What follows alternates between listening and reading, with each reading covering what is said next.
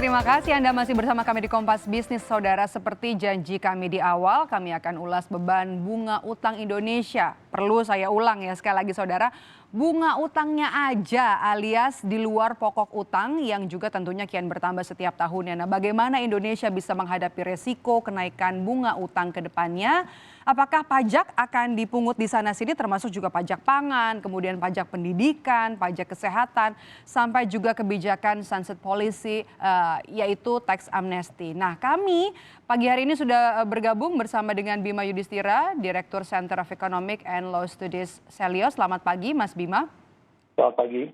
Oke, Mas Bima, bunga utang tahun depan kan diprediksi angkanya ada di 417 triliun ya, naik 44 triliun rupiah. Mengapa penambahan beban utang ini harus kita waspadai?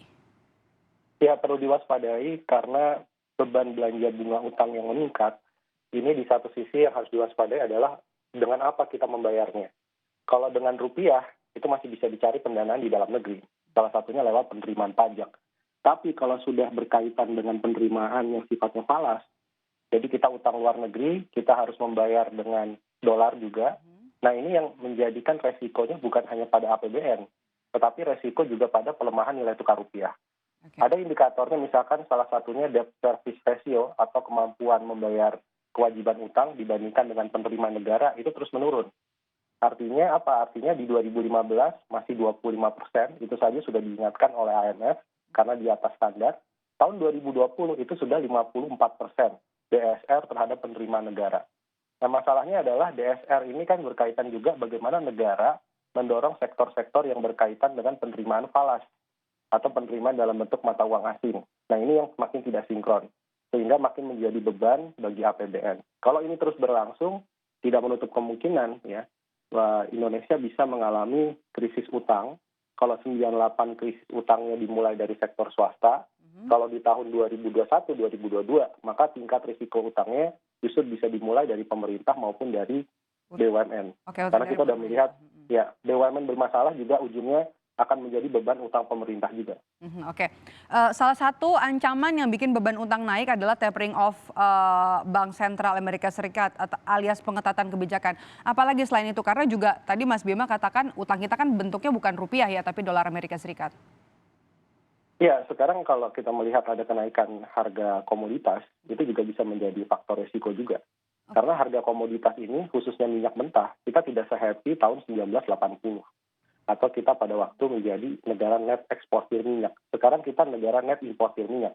Jadi ketika harga minyak mentah terus naik di atas 70, bahkan proyeksinya ada yang sampai $90 per barel, ini akan menjadi beban berat bagi subsidi di APBN.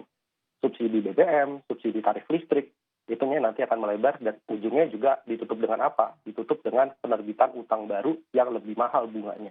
Jadi sudah ada tapering off, tapi dari sisi resiko eksternal harga komoditas itu juga dampaknya sangat buruk bagi kemampuan membayar utang sendiri. Oke. Kalau gitu apa risiko kenaikan bunga utang ini secara baik jangka pendek dan juga jangka panjang untuk Indonesia?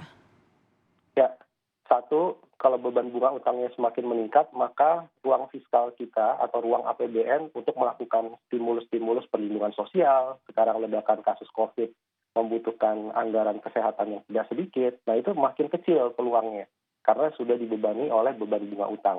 Yang kedua, ini adalah resiko crowding out effect. Jadi crowding out effect ini ketika pemerintah menerbitkan utang secara agresif, utang itu akan mengambil dana dari likuiditas masyarakat maupun investasi domestik.